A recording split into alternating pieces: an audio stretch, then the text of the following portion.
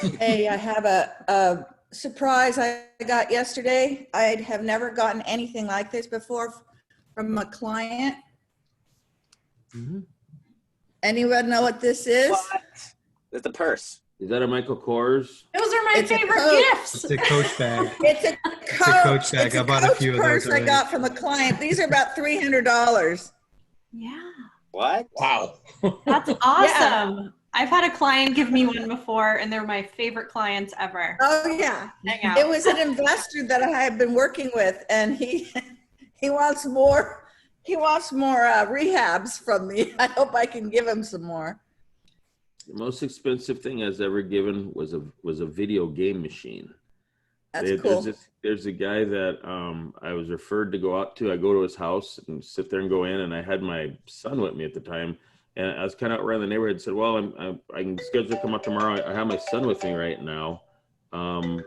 So we go in and he's, oh, no, that's fine. Just if your neighborhood come by. So we went in there, and that's not famous about, you can make the Taj Mahal look like a dump or dump look like the Taj Mahal. Very nice house. It's kind of overbuilt for the neighborhood. This guy was another perfectionist. He turns around and he worked for vending machines. So they called him the Pac-Man for his nickname. And so while we're in there, my son at the time, he was only like 5 or 6 years old, sits down and starts playing this machine. So while I'm walking through the house and we're doing all this, looking at everything, by the time we leave, my son has just set the high score on the machine. So we turn around and I sell the house, and I sell them another house. And the day we go out and I'm dropping stuff off, he's like, hey, Leon, you're driving your Jeep, right? I go, yeah. He says, back up to the door. I got something for you. So I back up to the garage, open it. He gave me one of them Galagziga 2-man machines where you sit down from both sides. The things are like $5,000 at the time. Wow. I was just like, whoa. It's like more than the commission damn near. So yeah, it's always nice to see stuff like that. All right, guys, let's begin. So today's topic, it's what's working. And I know a couple of you have some ideas on what's working. Bobby, I'm going to call on you. Talk to me. What's working? Well, I've been at Street Text for a little over a year now, I guess. Came into it, really excited about the idea. My whole process is all about long-term. I kind of tried to get out of the attitude of anything that's got to be like today. I figure if I got to have a lead to generate something just for today, I might be a little behind. But anyway, we all have those days. But I've started trying to more and more look at Street Text in the long term. I did get a closing about 3 months after I started. But the last 2 months, I've started to have more and more come on board as far as listings. But there's been things going on between that time I started and now. The one thing I'm seeing is kind of an uptick in conversations, Marcus, where you keep, I try to do everything from a point of contribution and not be salesy. Like I've had a little bit of a, personal thing about being sold to. I don't like being sold. Don't need anybody to talk me into anything. I'll make my own decisions, a little bit independent. So I have a hard time being big on selling someone. Matter of fact, my first thing inside the door of a new buyer showing is to say, hey, I'm not here to sell you this house. I'm here to be a guide through the process. So I try to take the same stance through the leads I get from Street Text. I have tried several different things, and I will say it's still a work in progress. So lately my process has been, lead comes in. I use HomeBot. I'm a big believer in it because I have found I've actually had people thank me for the HomeBot program, which usually you don't get from leads thanking you for much of anything as far as emails. But I've had some people didn't like it. I've had unsubscribes. I've had folks just not interested. Had people challenge the numbers in it, which is fine. I don't mind challenges. I'm always glad to talk to people about what they think of their property. But when lead comes in, I use HomeBot, and immediately I look at the home specifically. I pull some other resources I have, like our local assessor's office, kind of look at the home, comparing it to others, and I will make all adjustments to that HomeBot number because around here it seems like you nearly have to. And then I don't wait for it to auto send out. I send it myself.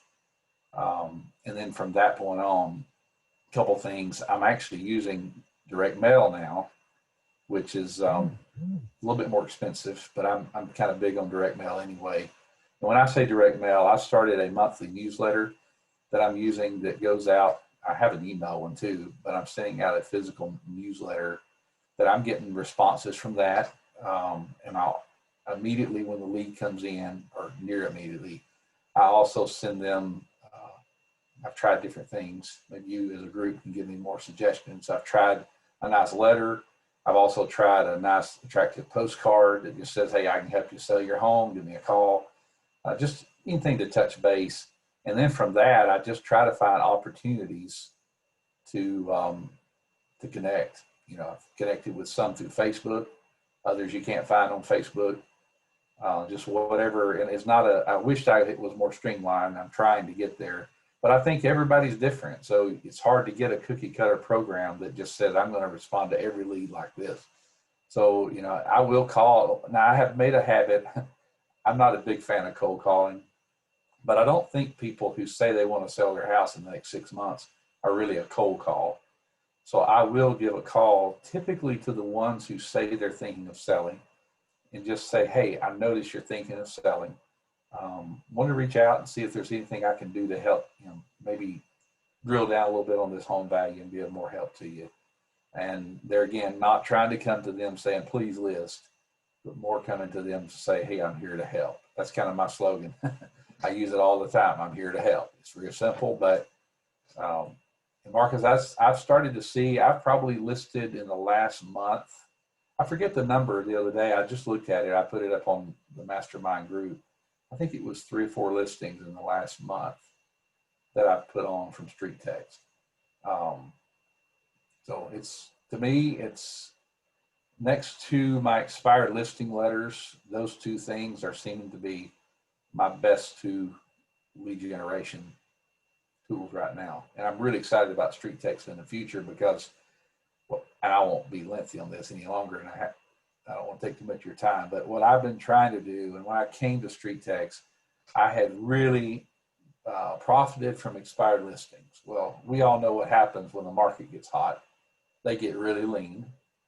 And when you get a lot of agents, it's like crazy trying, you're sending letters into people, and that 15, 20 other agents minimum are knocking that door. I was wanting to get ahead of the market, get to people, get to build that relationship before they ever think about selling, or when they're slightly thinking about it. So maybe I could gain some ground in the market share that was, as a matter of fact, I had an agent recently ask me about kind of what I was doing on Street Text. What are you doing on that? Because he had seen a couple things. How are you getting some of these new listings you're getting?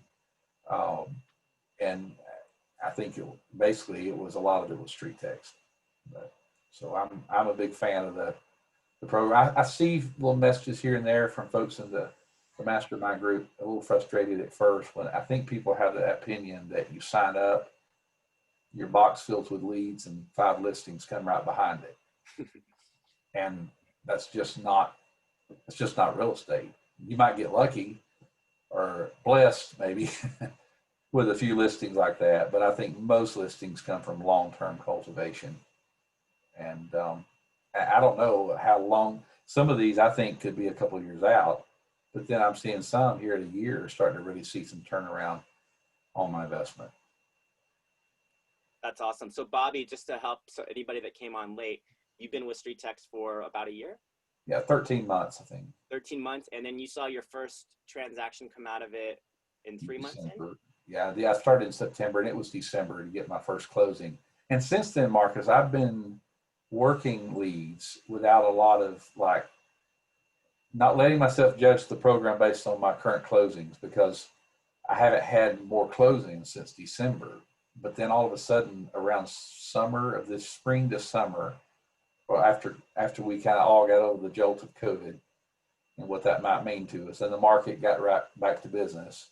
Starting at that point, I'm starting to see, more conversations starting to happen, and it seems like more conversions into listings. Now that's where I'm at now. It's the listings are on the market. I'm getting good showings from those listings. just was negotiating an offer today off one of those. Now we're a little apart on the number, so we're trying to get there. But yeah, that's kind of my timeline. So it took about 3 months to get the first closing, but I'm in a market that it's not as we're getting hotter and hotter where it's turning around faster. But it wasn't uncommon to see a house in the mid-range family house take a couple months to get under contract here. So the fact to have a closing by December, that meant I already had it on the market. I think November it went on the market. So that's great. Any questions for Bobby from any of you, just to kind of break down his process a little bit? Bobby, what area are you in? Somerset, Kentucky, near Lake Cumberland. We're in south central Kentucky. We are a lake community, so I get quite a bit of business from the lake. But now I will say street text so far, because I'm marketing individual in my town. That's one thing I had struggled with a bit when I came into real estate. Started about 3.5 years ago. I got quickly into the lake community and selling lake homes, but I really wanted to be selling residential, and I was having challenges getting those listings. And that's the area that street text I'm getting my leads for. I'm not getting the lake leads. I think it's just because of my targeting on Facebook. So I'm getting residential, which is exactly the area of the market that I needed my help on, which is exciting to me. I'm finally getting, I think part of that too is a lot of your long-term 20 years in the market agents were heavily in that residential piece, and that was the tougher competition. So this is giving me opportunity to meet some people before they make a decision. I did fail to mention I use the BombBomb videos. I've got them embedded. I tried for a while to make a new one every person, and just with all the stuff I got going, I can't keep up with it. So then I feel like, well, I'm failing to get messaging out if I'm dragging behind because I'm on appointments or whatever. So I embedded them into my street text campaigns. Another thing I did too, we use KV Core. I don't know if anyone else does. I first tried to run all of my messaging, all my drip, and I do have a series of campaigns. I took the campaigns like we had in street text, tried to run them through KV. My unsubscribe rate went way higher out of KV. I don't know why that was. So I went back to where I run all of my drips strictly from street text. I leave it within the program, and I'm getting more success there. I don't know. I can't really explain that. Maybe someone else knows, but I got a lot more unsubscribes when I ran them out of KV, and I don't know if maybe some of my wording I changed a little or something, but I just try to go with I tell you one thing that helps the unsubscribes though, is in KV, I didn't have videos embedded. Just thinking of it right now, I went and embedded videos in street text strips. I think it makes it more personal and less likely to unsubscribe. So I have a couple of questions. One, you saying that about KV tied in perfectly with the video Marcus posted yesterday, just about how the street text funnel works and how effective it is. And that kind of just helps to prove it. So you said you've been licensed for just over 3 years? 2017, I licensed up. I think I started work in June. Awesome. Well done on that. Congratulations. That's amazing. What's your spend on your ad spend? I have been I've moved it back and forth. I have a hard time leaving things alone. That's a little bit of a fault, and I've got to get better at sticking with it, but I generally put it somewhere between 5, and I'm not a big spender because of my market, where I'm at.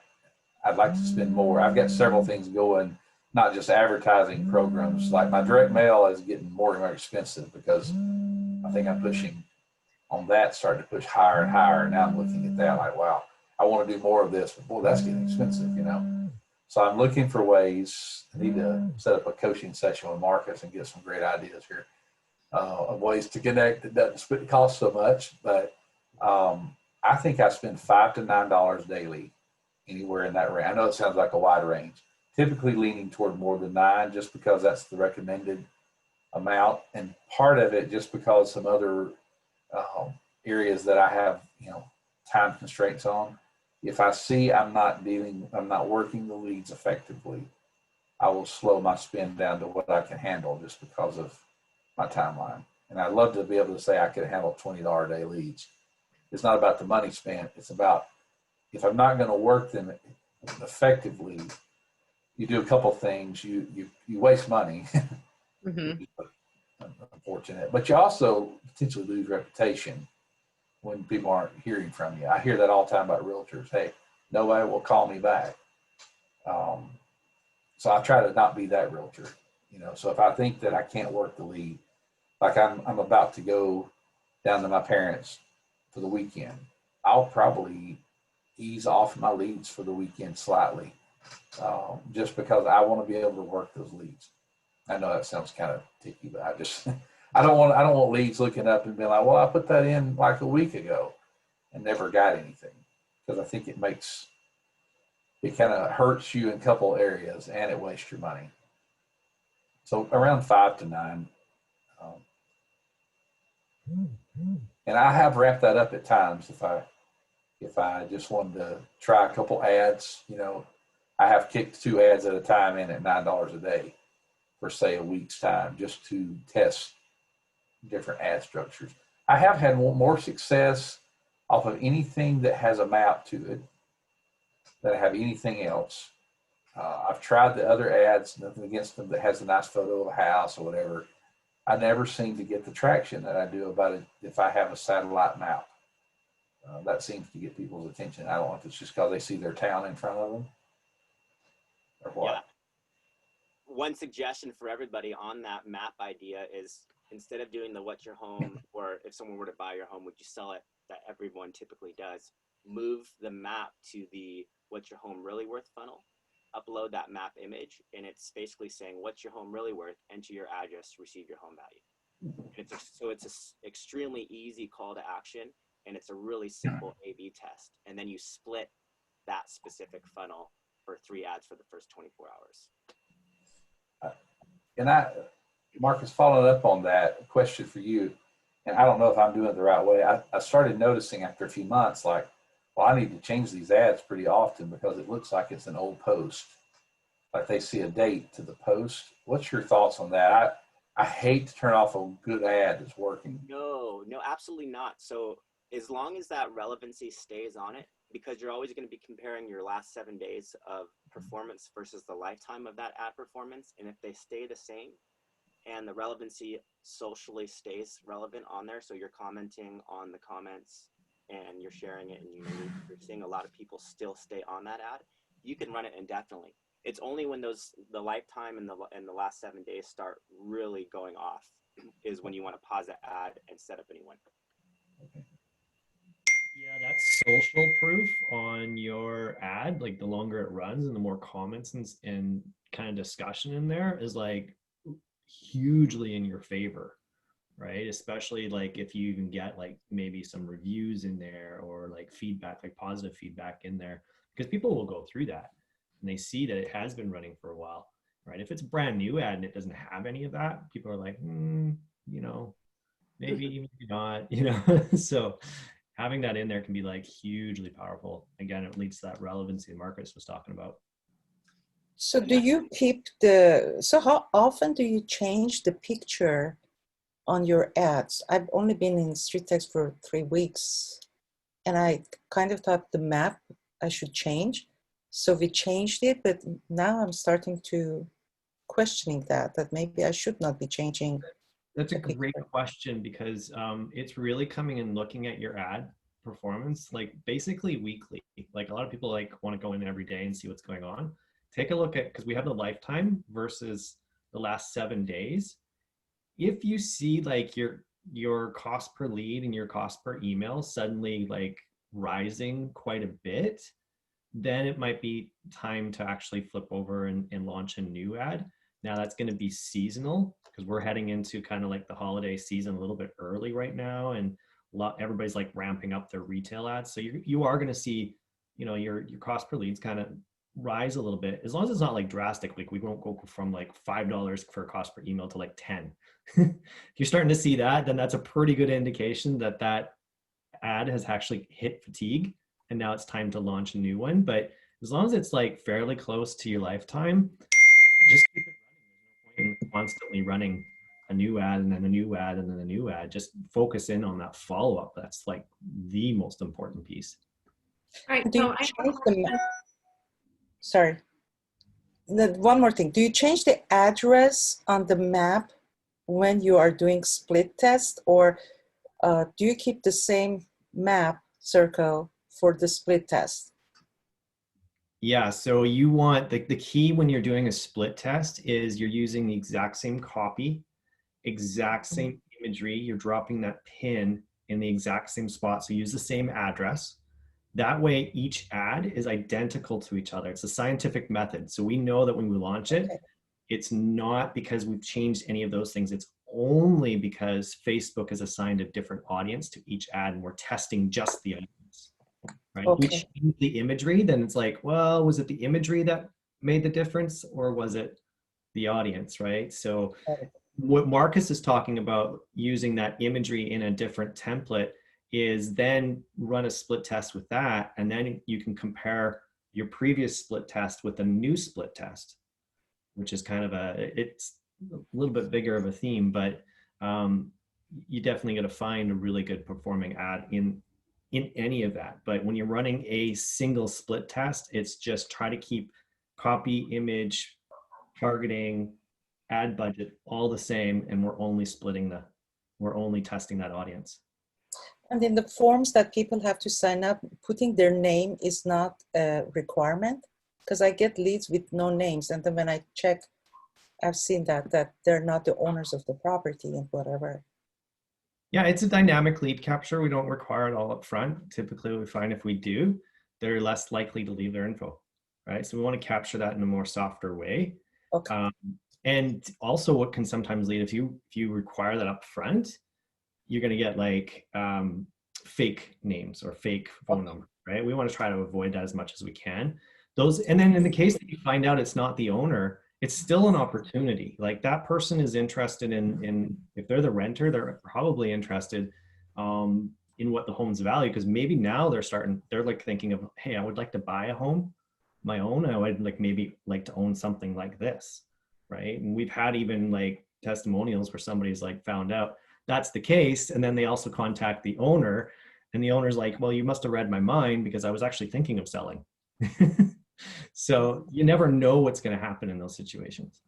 And always really quickly important to understand as well is that you're paying for every click. You don't pay per address, per email, per phone number submitted. You pay for every click. So we want to enhance the likelihood of getting something. If you're paying $1 for a click, I would rather a physical address alone than nothing at all. Right. So that's incredibly important.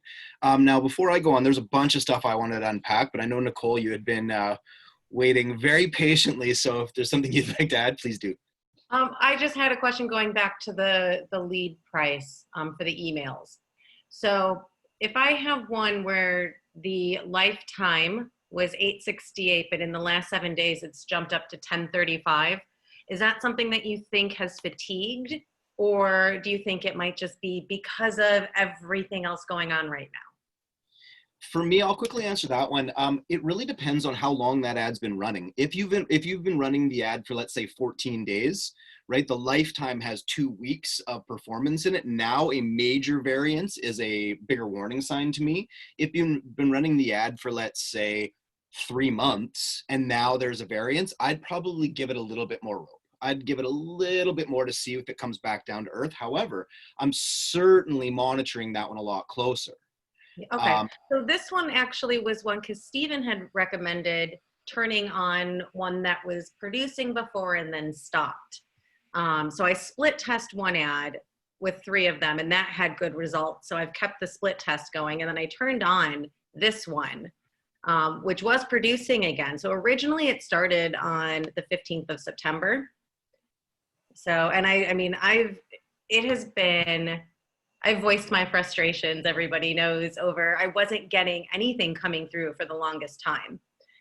So then I've started the split testing. But I mean, this is the first time that I can recall in ages that I've been below $10 a lead in the Las Vegas area.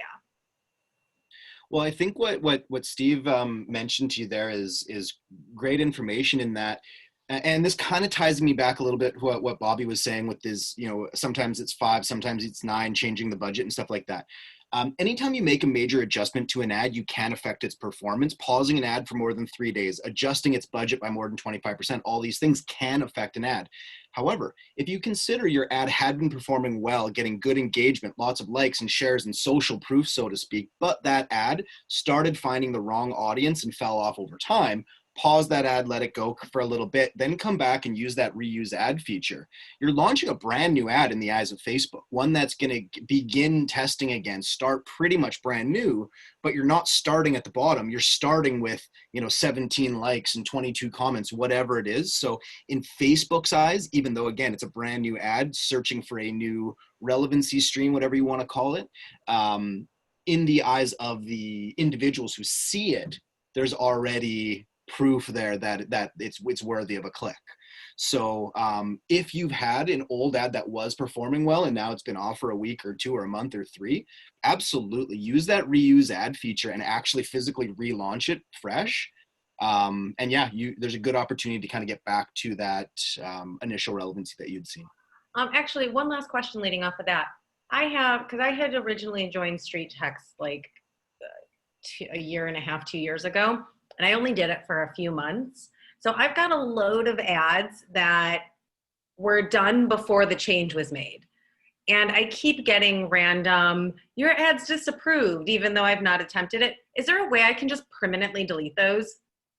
Yeah, we're actually, I believe we will be releasing a feature here shortly, Steve or John or somebody off our dev team, if you want to jump in and take that. We're, as far as I know, that's coming soon, where you can kind of delete those.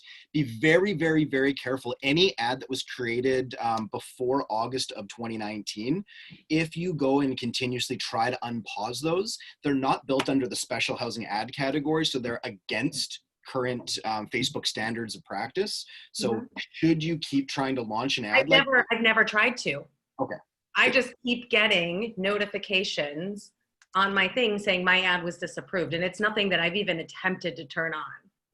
Yeah, those could just be old warnings. When you see those red little things, you just go and hit the X's and they all go away, right? And now you're getting them again. They keep coming. Is that correct?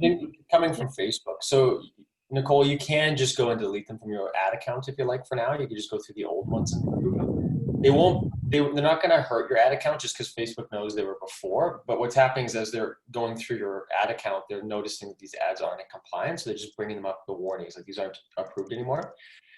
But they're not running. So they're not going to hurt you, but at the same time, they're just going to bother you. So if I was you, I would just go in for those old ad accounts. If you just delete them, so go into your ads manager, just click them all, hit delete. Okay. Go away, and then you won't have to worry about it anymore. Awesome, thanks. Guys, I have a couple questions. Is that okay right now? No. Yeah, of course it is. Okay. I was talking to Marcus yesterday, and he said, where is it? Split test, what's your home really worth funnel, but put in a map ad there. Does he mean just take a screenshot of a map and input it where you have to upload the picture? Is that what he means? I got it. So what I mean is in your settings section, there's a little spot on the bottom right that says assets. And when you go to assets, all the images are there. So if you open up any one of those images, you can actually drag that image onto your desktop. And then what you'll do is you'll go to that what's your home really worth funnel and you'll upload that image. So for map purposes. And by the way, you should take that split test just for the same ride, the what's your home really worth, enter your address, receive your home value, and you should A/B test that split test. So what that means is satellite imagery. That means the same for the map and the terrain if you have mountains, because any one of those could pull off. Again, what are we looking for? We're looking for native, organic looking photos. That's why the map has always worked so phenomenally well. That same time though, I have Jeff who's ran the Orange County image. It just says Orange County with the big sign, and you throw an image in that funnel and it crushes it as well. So it doesn't mean you don't have to, you can change it up and try other things, but if you do something like that, make sure it's an image that really resonates with all 15 miles, because everybody in Canada, the US have to deal with that 15-mile radius. So it makes sense when you say OC or Orange County, they're gonna be like, yeah, that's me, that's me, that's me. Everybody knows that's them. If you throw an image in there that they don't resonate with organically in that 15 miles, it's not gonna stop the scroll. Marcus, I put in a water tower image, says Yuba City, and everybody knows this water tower. And I get so many comments on it. Just, you know, information, just letting you know. That's right, because you're smart. Well, I got that idea from Troy. Troy's smart. All right, and then two more quick things. First of all, I'm getting doubles of everything almost. Every lead that comes in, I'm getting 2 leads from the same person, same info. And then also, can I block a lead, because she is literally every day, she is asking 1 or 2 times about her home value. And I followed up. I mean, I just don't want her, you know, obviously I'm paying for her clicks. I don't know whether she's an agent or whatever, but I just don't want her asking for another home evaluation. She's already done it 30 times. Ooh, good question. Is Steve or John on this one? I think that would be more a dev question. You can actually go to the ad itself, and I don't know if she's commented on the ad. Okay, because if she has commented on it, you can block that user, and then they won't see. Okay. See it again. Let me think about that one. We'll work with you. We'll get a resolution on that, Joel. So I've had a situation very similar to that, where and it would be a new ad or whatever. I had the same person request 10 or 11 times. I'm able to look up and see who's agents. So I didn't see that she was an agent here. I just keep sending her the emails because she opens them. Just be like, hey, it's me again. And just have fun with it. I'm still just sending the mailers and stuff that I send, because maybe it's just somebody who's not ready yet. Okay. Can't you just block her on Facebook? Yeah, I mean, I don't know. I guess I'll look. Yeah. Anyway, it's just like annoying. It's annoying. One day every lead that I got was her. Yeah. But and then the doubles. Is there a reason for the double leads all the time? Like when I get an email telling me I'm getting a lead, there's 2. It's always 2 of the same thing. That would probably be an automation or something that we got to look into if there's a double automation. I have the same thing as Joel does with the doubles. Same here. That's probably, we'll report that. Yeah, and there is sometimes people get confused because you will get a notification when somebody fills out the first form, which is their address. And then you'll also get a second notification when they also entered in their email and phone number and that sort of thing, right? So there is 2 notifications. It doesn't necessarily mean they've entered their info in twice. So, well, Troy, these are the same. These are identical. They're either address only that are dupes, or there's additional information that's also duped.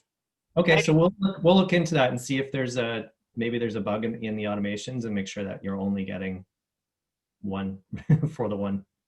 So I'm going to shift this, guys, for everybody here, because you only have certain hours. So let's make it more now about sharing our strategies and our wins. I'm going to take it over to Melissa. Are you there, Melissa? Hi, guys. How are you doing? Hey. I have wins positivity for this morning.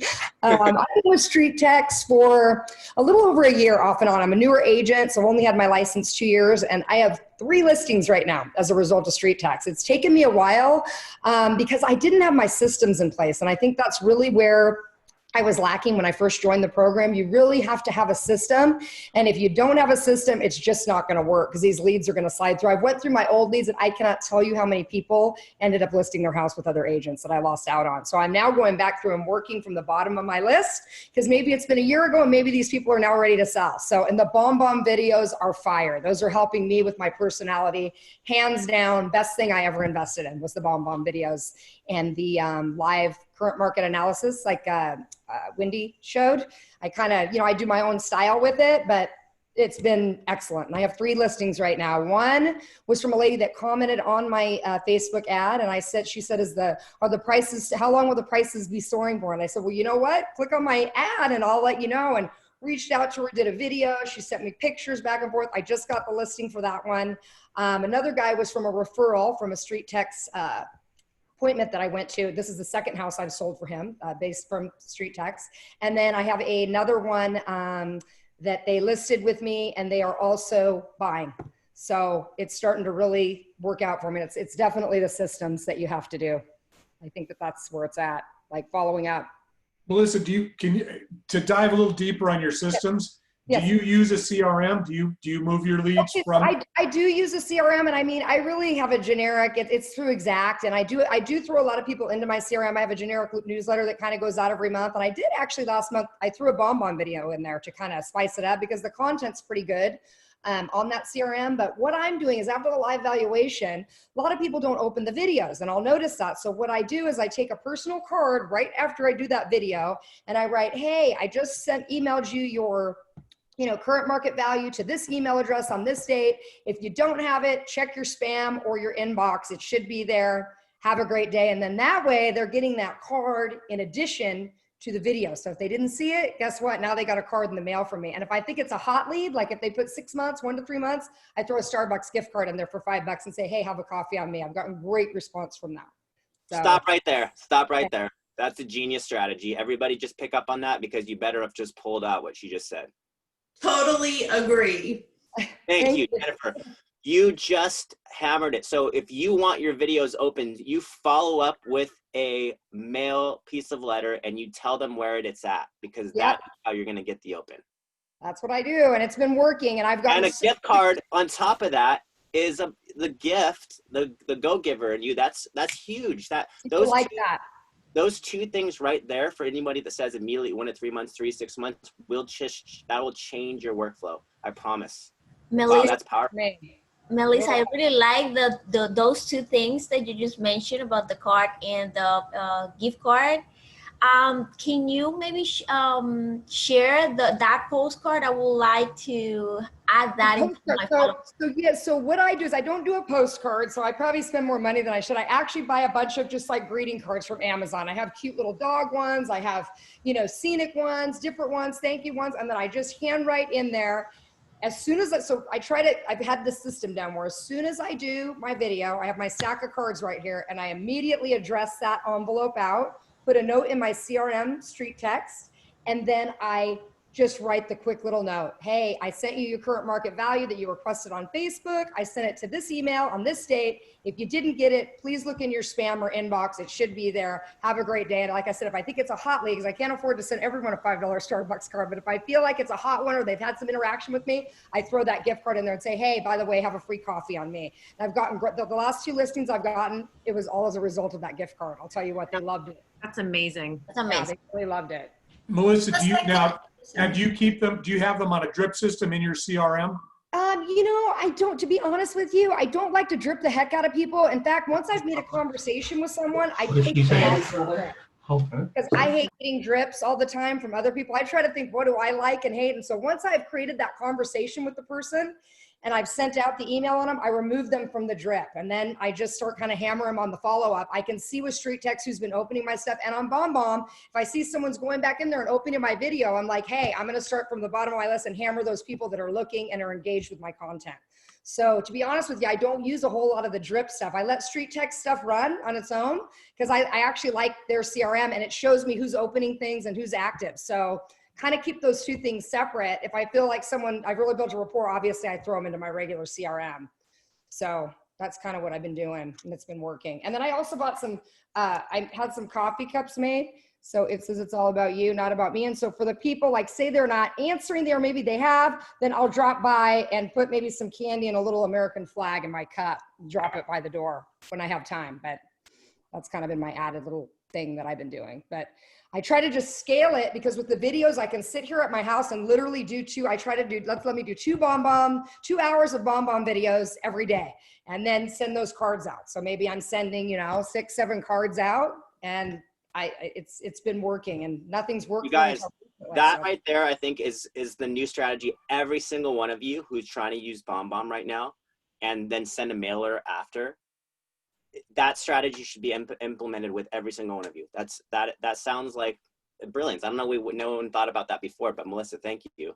Yeah, that's where I love it. It's been working great. And like I said, it just so Walmart shows my open. personality. I'm hyper. It's like you're either gonna hate me or love me, and that's okay. Everyone has their avatar, you know. So well, the I mean, and the key is avatar. you tell them the day you sent it on that mailer.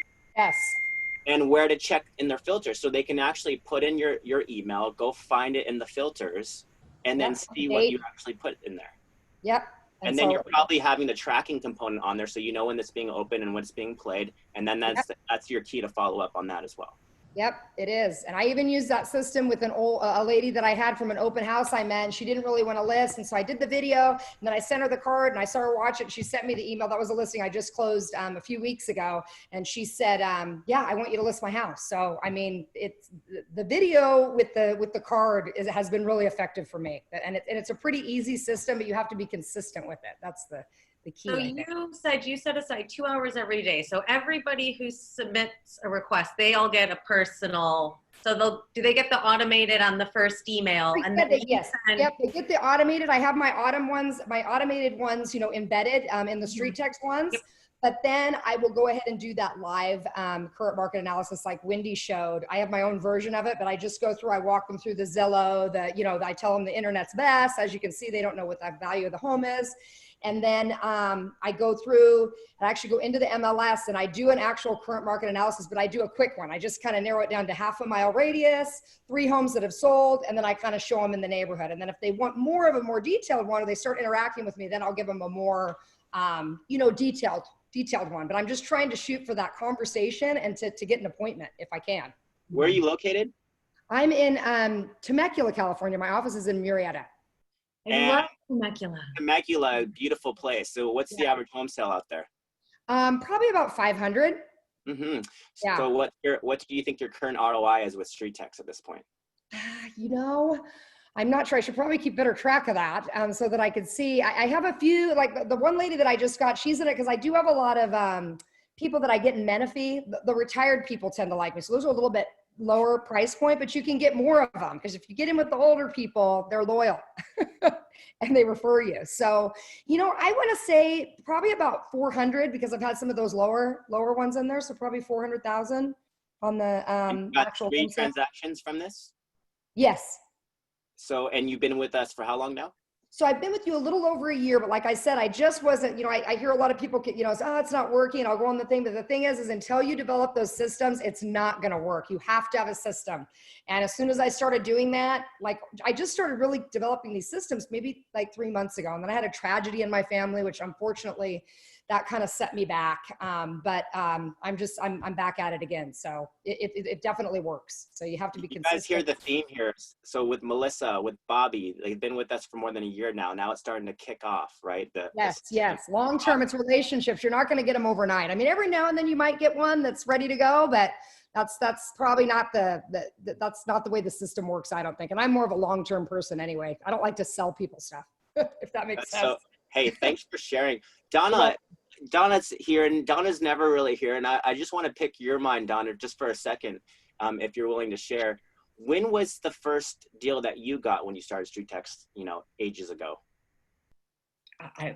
It's been 4 years, right? 4.5 years. So, I don't know, I guess it was a couple of months after I started. It wasn't right away, but it was like, the booming time. So it was a little bit different those first couple of years, but the process was the same, right? You always had the first contact. You were doing video when no one else was doing video back then, and we always like to have fun with her. Like, hey, remember that lamp in the background that you had?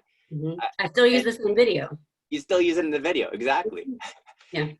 And so, has your process changed at all? Or are you still using the same process? Really, everything is basically the same. If it ain't broke, don't fix it kind of thing. So I still, everything is, my pictures changed because my, headshot was new, but other than that, it's basically the same. That's awesome. So usually you have the bomb video that goes out, and then you address the home value, and then you send the follow-up. Mm-hmm. And I think you've had a lot of great results too on just having a quarterly check-in. Yes. Yeah, I still do that. And do you still send anything out in the mail? I send the letter right after I do their home value, I send that, you know, just basically, you know, why is it a good time to sell letter. And then I do the address only still. Donna's been around for a long time. If you guys have any questions for Donna, this would be the time just to ask her specifically on process. But that's the key, guys. At the top of funnel, it's all relationally based, and you'll find so many of these leads just naturally come out of the woodworks if you stay in front of them. The key is to stay in front of them. But I think, Melissa, what you just hit on right now, and then what you do, Donna, if you combine those somehow, because we're all looking for that interaction, that relational interaction. And so if you want that BombBomb video opened, and then you send a piece of mail, and that's somewhat has a personal touch, and then really points out the day, I don't know, maybe even the time you sent it, just so they know where to search for it. That's when you're going to go and get that interaction. I think that's ultimately what we're all looking for, is that they receive the value that they requested. Well, we're living in that. We talk about that attention economy all the time. You're living in a time where people are massively distracted. And a Facebook click is like, they're happening all day, every day. So how do you differentiate yourself? How do you stand out? Like, I don't remember the last time. Like, I take my kids every day to the mailbox, and we open the mailbox and we get excited about what's in there. There's only ever bills in there. Like, the kids are like, yes, can I carry it? And we run back to the house and they're all excited. If I had something in my mailbox that actually had a handwritten note and that had a Starbucks card, it's not going in the recycling bin. It's coming in the house with me. Like, and my kids are gonna be just excited about it too. It's something different. How do you stand out in this attention economy? Something tangible, something I can actually put my hands on. I mean, the world is missing tangible things right now.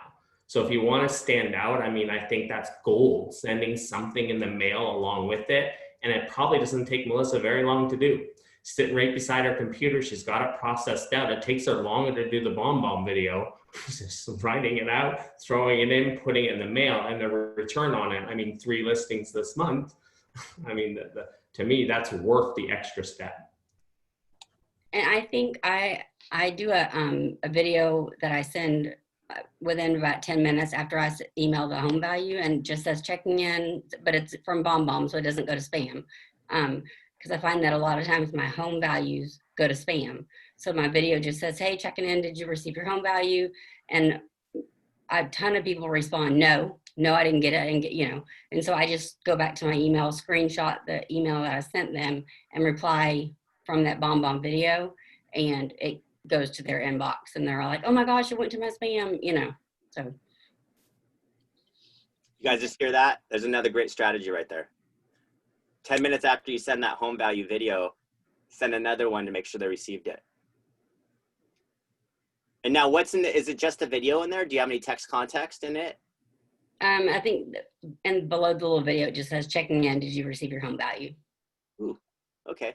And that seems to get way more opens. Yeah, well, because it goes to their inbox and not their, because I send my home value estimate from my like Judge Fight account, you know, from my personal account. So a lot of times it goes to spam for some reason. So. Interesting. Can I ask what the benefit is? Sorry, can I ask what the benefit is of BombBomb over using just texting a video to someone or using a YouTube link? You can track the opens. You'll get notification through BombBomb that they've opened it. And since BombBomb ties into Gmail, Outlook, all the other ones, when you're looking to see if you're getting a response for what you send out, that helps you a lot more, so you can track it better. But I can see if someone opens a video on YouTube as well. One of the big ones, Pamela, is for me, the ability to embed in terms of an automation, because Bobby unpacked this a little bit at the very beginning of the call of, I was trying to do a personal reply to everybody.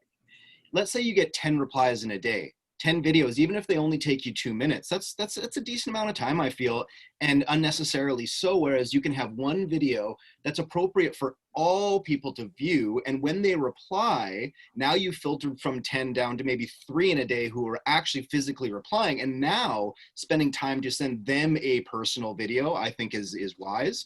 So again, the one of the big benefits of BombBomb, there's a bunch out there that work, but one of the more paid services, unfortunately, you know, not a free 99 as good friend Leon always likes to say. You know, you do get what you pay for. And again, the ability to have an embedded automation is so incredibly important, so that you immediately, without you having to, hey, I got a lead.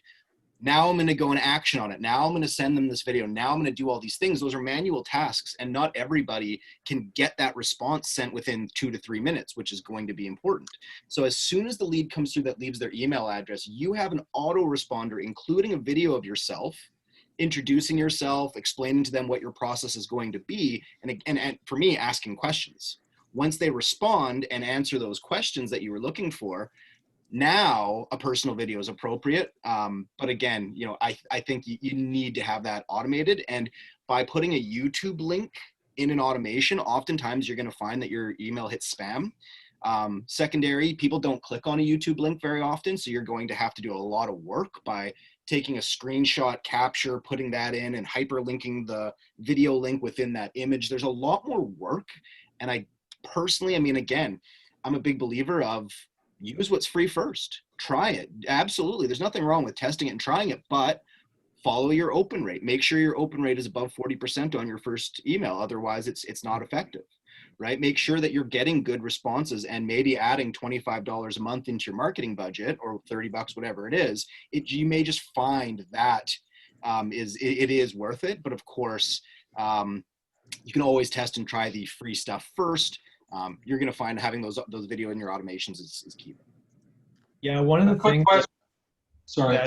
that Logan kind of mentioned is, so one of the things that's BombBomb and Dub are elegant in the fact that their execution to get video into an email is so seamless and easy and very straightforward, along with the tracking and all that great stuff.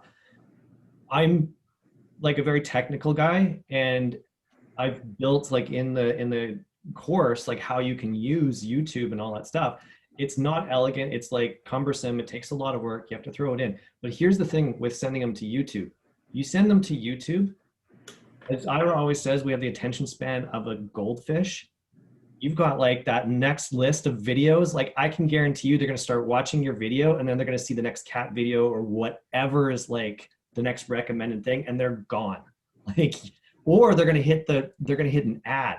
Like the worst thing you could have is like, hey, I'm trying to introduce myself or do your like CMA, and then an ad pops up and they have to wait for that ad to like play through. I mean, there's a reason why it's free, because it's an advertising space, right? So think about those things and how it looks as far as like BombBomb is nice because it takes you just straight to the video, and there's nothing else. There's no distraction. There's like, and it looks good. Like you can even get your branding in there, which takes it to a whole other level, which ease looks of good. use, Troy. Ease of use too. You can use it on SMS. You can use it on social. You can do the screen recording where you're really presenting and narrating the experience you want them to have. You attach tracking on it. It's showing you opens. It's showing you the video play. It's showing you the links that are being clicked on within that email. There's so many capacities that we even began to explore, not to mention the app on your phone. You get an email from a notification that says you just got a lead. A lot of you don't realize you can just pull open your BombBomb app right now on the phone and respond to that lead. Speed to relationship. You're all waiting to get to your home and be in front of a desk. And, you know, a lot of what you need to really realize is that that opportunity, as soon as you get it, is one of the most relatable opportunities you have, is to show them that you're there, you know, doing real life, working with clients, showing homes. Bust out your phone and do that. That's more likely to connect to somebody than you waiting to get behind your desk. So that's something to think about too. I got to hop off here and get on a call, but I just wanted to quickly address the what I've been hearing from everybody that's, you know, winning and doing well. And obviously all I do during these meetings is take notes and, you know, see how much I can learn. And the one thing I want to say, especially to the newer agents here, learning from everybody else, that the key important factor is none of them were successful the next day. It's just not what happens. You join Street Text, unfortunately, or fortunately, whatever you want to say, it's setting up your systems. It's finding that ad that works, but typically you're not generating leads that convert tomorrow. You're taking 2 to 3 months to really start to get those responses. But then again, keep in mind, the people that you're generating 3 months ago are converting today. The people you're converting today are converting 3 months from now. So it's just this continual cycle. The other thing I really liked that I was hearing was it's a work in progress. You know, Donna has been here long enough that she's figured out a process now that works. It wasn't like that right off the get-go. You know, Marcus, I know was all over about do video, do video, do video, do video. She did video and it starts to work. She continued to work on her process until she got to a point where she doesn't really need to tinker as much anymore because it's working for her. But for most people, it's always a work in progress. And that's coming to these masterminds, learning from everybody else, adding something that you weren't doing before. Maybe stop doing something that isn't working any longer, right? But constantly getting better. Nobody likes being sold to. That's the other thing I keep hearing is I don't like being sold to, so I don't do that to other people. That's human nature. And the second I have any inkling that somebody's trying to sell me on something, I put up such a barrier myself. It's the exact same thing. So work on your process, understand that people don't like being sold to. We're in a relational business. Build relationships, right? You're not trying to build a sales pipeline per se. You're building a relationship, which in turns leads to a sales pipeline, right? So that's pretty much all I had. So I was really happy with everything I heard, obviously. And again, thank you everybody for sharing. Awesome. We're not done yet. Logan's leaving. Share. Hi, Logan. Yeah. Bye, Donna, I was just going to ask Donna, do you use HomeBot as well, Donna? No, I don't have any idea what that is. Okay. I know everyone talks about it, but yeah, I don't know. We'll talk. So a quick question, and from my experience, and I've been with Street Text about 5 or 6 weeks. I got one listing. I was using a competitor. I won't say it was for about a year, and I was using BombBomb, and through that process, got quite a few listings. But I'd say this is superior. I think that it really comes down to a numbers game and getting back to them with wherever you are, just sending a quick video. Doesn't have to be this big CMA. I don't spend a lot of time on big CMAs. I use the screen record for just recent sales and quick minute video and see if they respond with a question. But yeah, I'd say that it is a numbers game with the emails in my experience. I'd say it's, if you can do 1% convertible to a listing, and that's been my numbers. So if you can do better than that, you're doing really good. But yeah, I'd say 1 in 100 is someone that you can convert, has just been my experience. Maybe I'm wrong and it's different for other people, but maybe I'm on the low end. So yeah, anybody else's feedback on what they get out of every email in turn, even with email drip campaigns, all the stuff we're all doing is what I'm curious about. I'd be more curious in tracking your conversations, because when you talk about 100, if you're measuring over the first 5 weeks, then that seems reasonable. But if you're measuring numbers over the long term, 3 months, 6 months, a year, all of a sudden those numbers exponentially shoot way up, and percentage goes to 2 to 3 to 4, because a lot of it is on their time frame, right? So as long as you're keeping and staying top of mind, similar to what, Donna's success over the last 4 years, in the first few months, she got one. And then it trickled, and then it trickled, and then sellers became buyers that became sellers a couple of years again. And then you're not. It's hard to track all the indirect business as well that comes out of it. Yeah, no, that's fair. That's fair. Yeah, for sure. So I think what I've got to work on is I'm going to do another video today. It's just and do a blanket follow-up video, since it's been 6 weeks since I spoke to some of these people, and see who responds. Just keep sending out more content, I guess. Like, that's the challenge, is more content. And going back to the bottom, so if you've started with Street Text, go back to the very bottom where it all began, and check in. And it could be a generic scalable check-in video. And I think that's like, hey, the market shifted, obviously. I mean, and you stay relevant with the times and talk about, given COVID and everything else that we're going through. A lot of people are going to be saying, well, as the economy shifted, has things changed? Has my home's value shifted? That would be the perfect thing. So if you kind of think about always updating your videos to stay relevant with the times, I think that's an important thing to think about too. And it takes time, Marcus. I'll say that. Like, anybody thinks you're going to get, once you get the ad, and I messed with the copy a bit, and I used a picture of my city, and I took an exaggerated photo, almost like an April Fool's joke, of a building. And that got me, my reach went way higher, like exponentially higher than the map. And I've used the map in the past, and now I don't use the map anymore because it's kind of done to death. Well, I just don't like the map as much in my own experience, but that gets a lot of reach because people comment and they're not really interested. But once you get a comment on there, I think the algorithm really likes comments for whatever reason, or likes or weird shares or anything like that, it really boosts the reach. That's been my experience. But yeah, and I would say that I'm probably committing close to an hour and a half, some days 2 hours on just independent email follow-up and video follow-up. I think it's really hard to say that you could do this all in automation or even just spend 20 minutes a day. It takes work, frankly. So I'd say that's a fact too. Well said. And you know, one of the things that you could do organically, and I remember, Donna, we used to talk about this, was share your own ad to your personal Facebook sphere with some context behind it. So when we're talking about ads that start taking off because of comments and likes and shares, well, that's a big part of it, because you're paying Facebook no matter what. So why not bring it back to your personal sphere, create a contest, or, you know, even just say, hey, from my local community or anybody in the area, I'm offering complimentary walkthroughs or home values. You know, I'll even come over and bring you your favorite cup of coffee, or, you know, just have fun with it. Encourage people to come through that you already know, past, previous, friends of friends, and so forth, because you have your own awesome Facebook newsfeed that you neglect as well. And that has a lot of the people that would do that with you. So sharing that with some context is always a good thing to do to bring more likes and clicks, and obviously submissions in there as well. Yeah. One other food for thought. A lot of people sit there. I said the other day about how Street Text integrates and works with a lot of other outside products. But I think what people forget is that the other products you have are supported by them. So folks that are running BombBomb, folks that are running HomeBot, they have classes about their systems.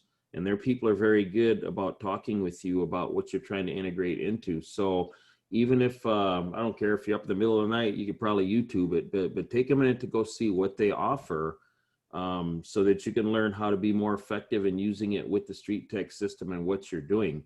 You know, I always say free 99, but this is something you're paying for. So if you're paying for it and they're giving you the education, it's only you're the foolish one. And I hate to say it like that, but I'll be honest, you know, if you're throwing money over a waterfall, if you're paying for a product and you're not learning how to use it, then that's shame on you. So take a moment to go look at HomeBot, go look at Dove, go look at, you know, anything you're doing in there, see what they offer. And then when you get those questions, or just like in this group, go sit in one of their masterminds. And one of the questions that someone else might ask might put you down a path, but you know, knowledge is there to be had, but you have to go get it. You're not going to get it through osmosis laying there sleeping. So, you know, you're spending the money, use it. Yeah, HomeBot would be amazing in Canada. We don't have it though. Is there any chance that's coming up here, Marcus? Have you heard anything? We haven't heard anything yet, and we'd be excited if there was, but as soon as we find something. That's an impressive tool. I wish we had. That's pretty amazing. Yeah, because of our MLS system, and also the fact that we're just such a smaller market than the US, it's just really not on their radar. Sorry, bad news. I have a couple How does it work? that I wanted to share. They're not off Street Text, but I do have 2 listings coming up, so I'm really stoked. This year has been very, very slow for me. And so it's just super, super exciting. So yay. Yay, congrats. It's awesome. Wendy, you came on late. Is there anything you wanted to share while we're all, you know, kind of creating a discussion? I think hopefully you picked off, and anybody that was here late or came in late, Melissa has a phenomenal strategy that I think we all can take away. And Wendy, you'd crush that. So with Donna, what you do is once you send that home value or anything, you follow up with the mailer and address where they find that. Because if it's not getting opened, you say, hey, I sent you the home value on this day. It's probably in your inbox if you haven't seen it already. Here's the email. Check your spam filters or trash filters. And then what she did is she added a coffee card for anybody that said, you know, 3 to 6 months or 1 to 3 months or whatever immediately, or, you know, had a conversation with to it that in addition. And she's getting a lot higher opens, and she's got 3 listings from that. Oh, cool. Yeah, I have a bunch of little cards I could like manually fill out, like their little house cards, like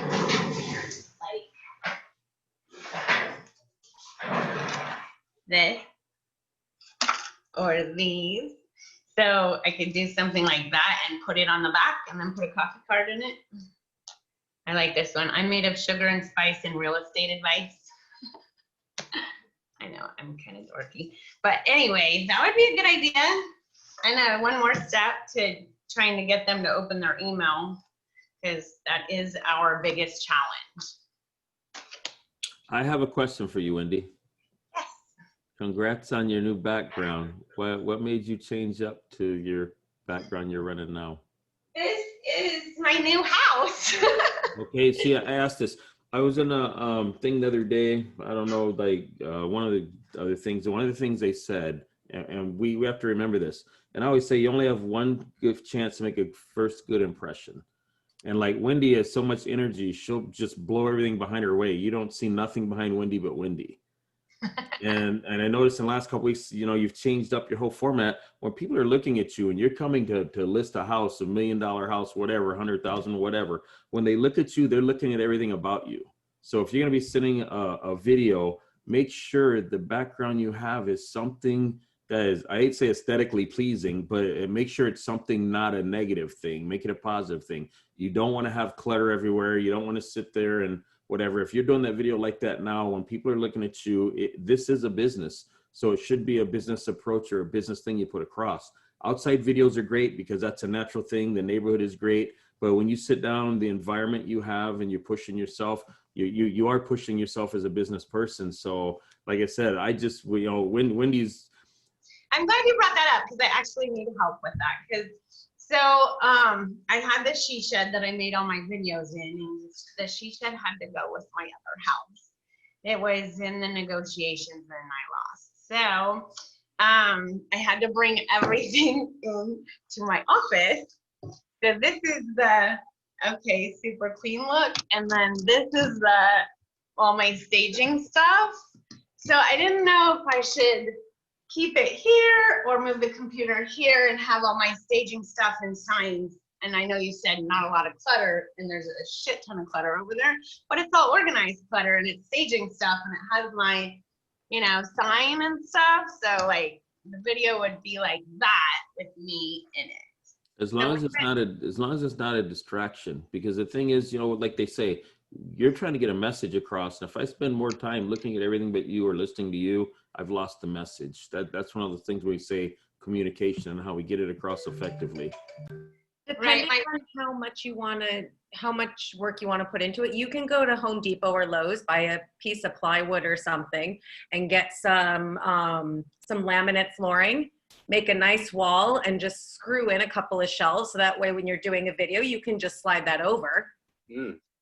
Right, that's a good idea too. My friend has a plasma table, more jeepers, so everything is cut and fabricated. But he's gonna fabricate me an Always Sweet home sign above the closet, and we're backlighting it.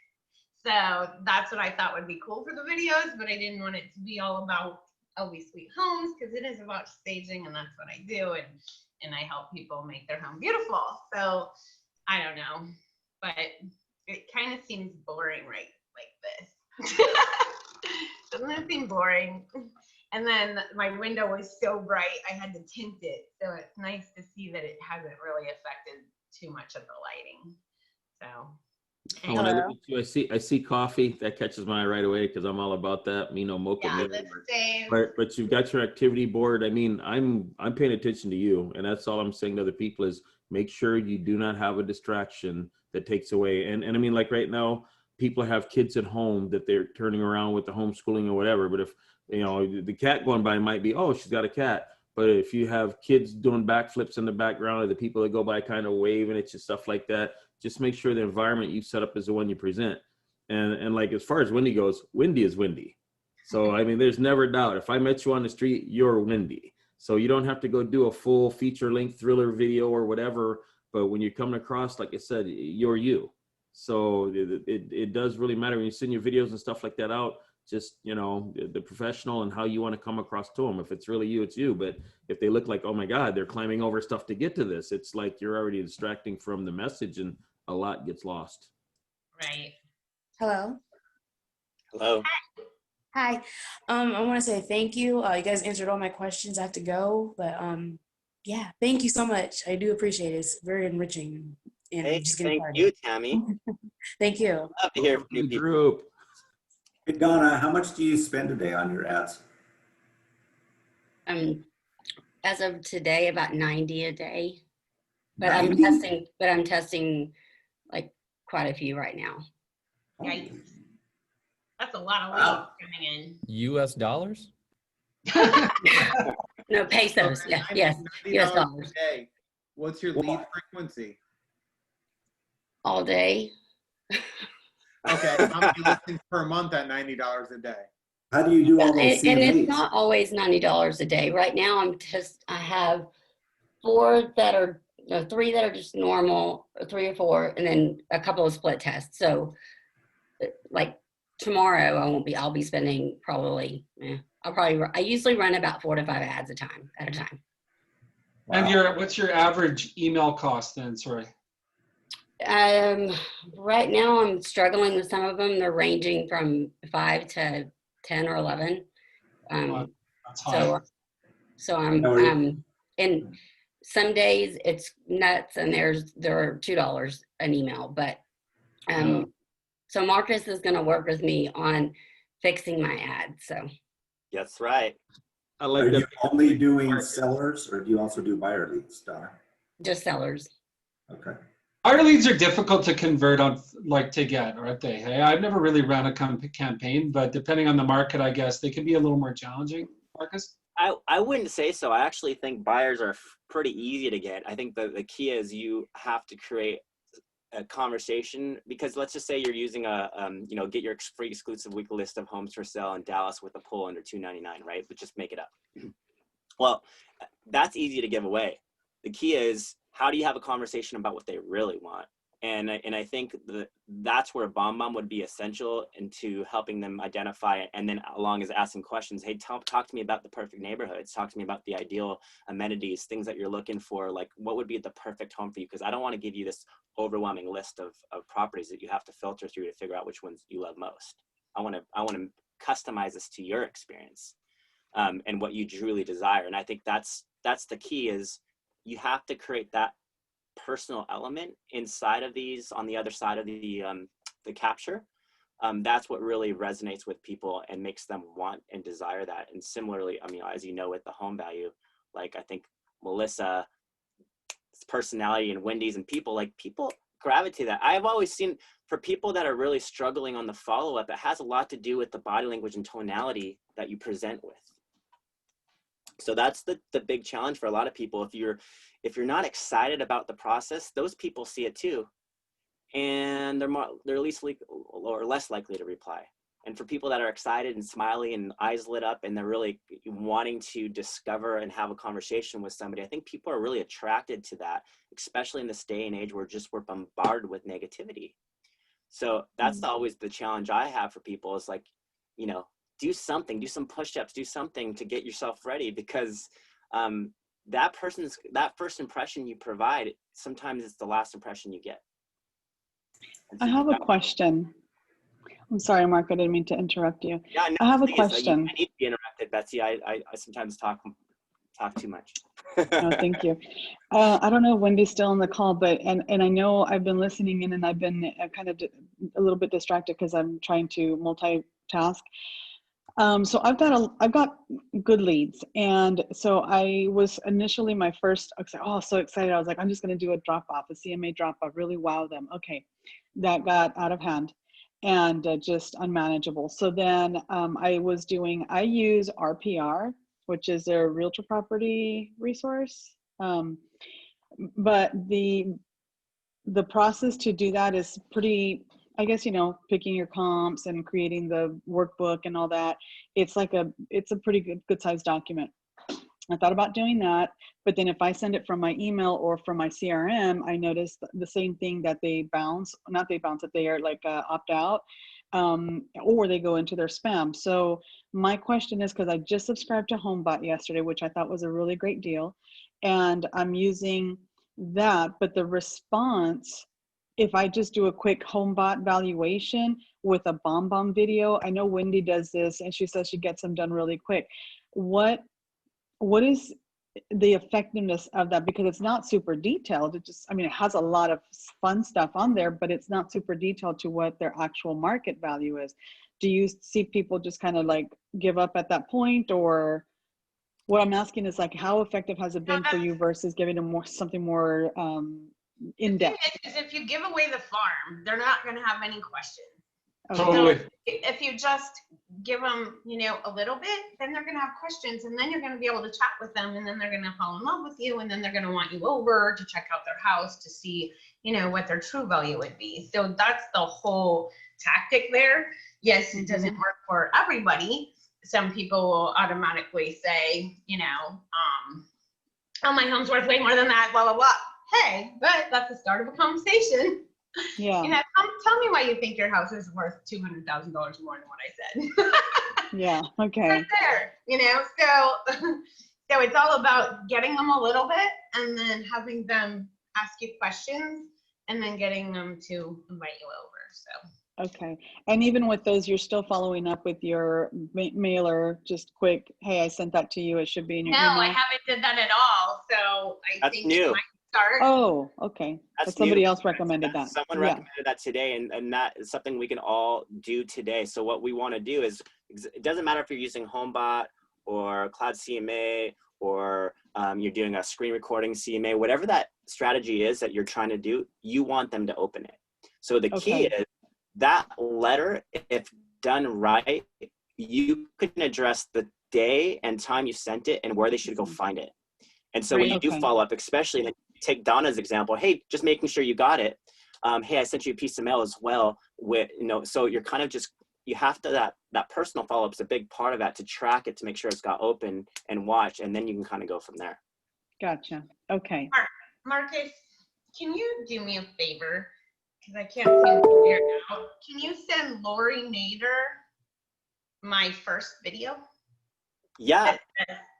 Yeah, like the email for my first video. I can't figure out how to send it from Street I Text. will. And by the way, that reminds me, your first video has a pause in the middle of that first video. So go check it on the. Does it really? Yeah, it does. So we might want to check that.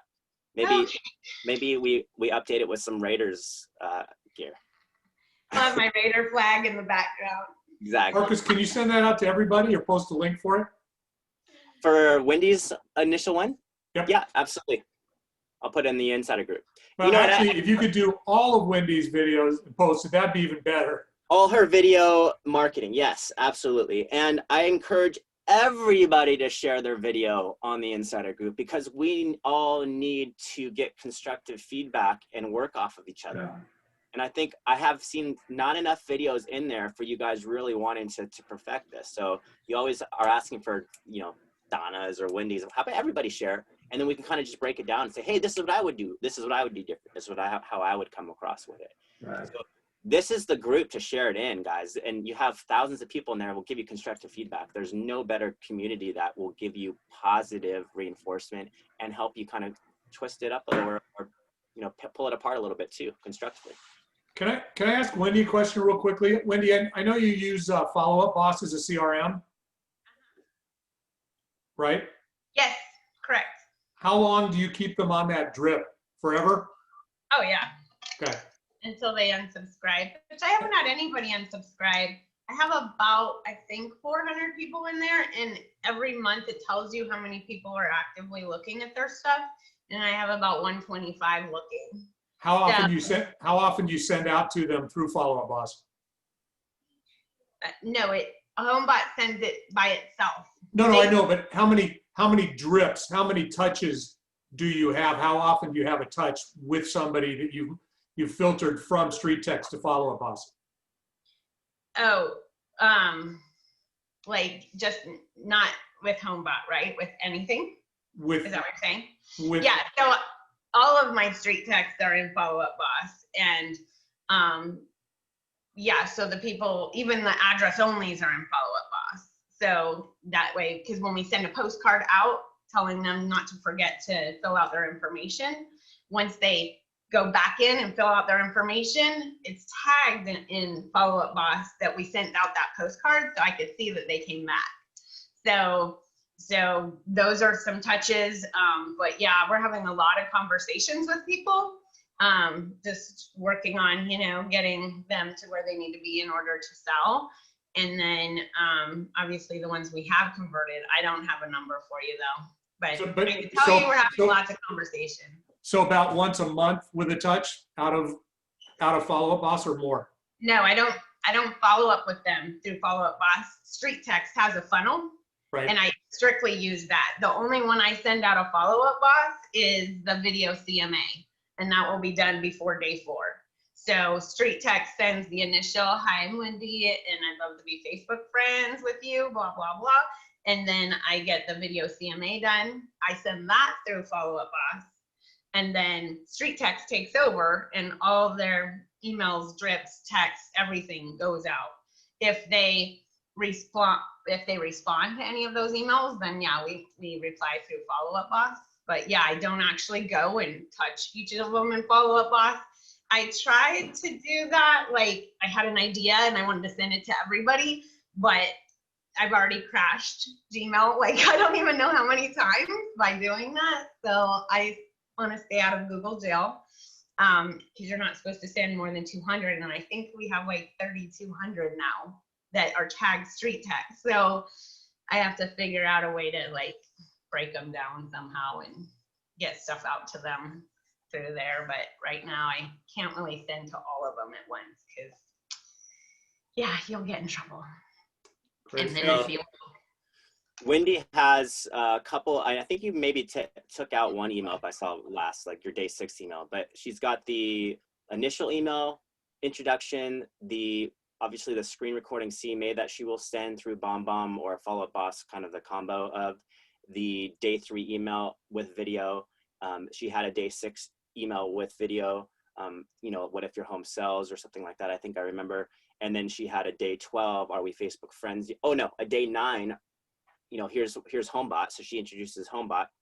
And then a day 12, are we Facebook friends yet? So that's kind of layering them with her personality. And so I added in the market, how we market our homes. So I did add that in. And then I had another idea that I wanted to add into, but I just don't know how much is too much. It's not ever too much. The thing is that I don't think they open all of them. So they don't. If I send out 10 and they open 5, then I'm doing pretty good, right? Exactly. And so at the end of the day too, I think if you start adding in this mailer, which points them to the email they should be searching for, a lot of these people that are naturally getting them in their spam or trash filter are going to start seeing these emails that you guys are sending, especially with the little gift card. They're going to be like, wow, this is amazing. Like a lot of people, you don't see that type of level of service anymore. So something to really think about is to send that personal mailer to people that, you have sent a CMA to that you really want to get it. And with the date and time and where that filter could be, you kind of almost got to teach them and instruct them so that they received it. And you're going to get a lot more opens, especially if you're measuring with BombBomb. It's always fun when you know someone's played your video, because you get that little notification like they played it. It's nice to see an open. We see opens in the Street Text automation, but we don't know if that video is played. So it's best to get that BombBomb video sent from BombBomb with tracking. Right. I know you guys were coming up on 90 minutes here, so we got to let you go. But keep all this great energy and flow from what you're learning today and post it in the Insider group as we take this conversation deeper into that area.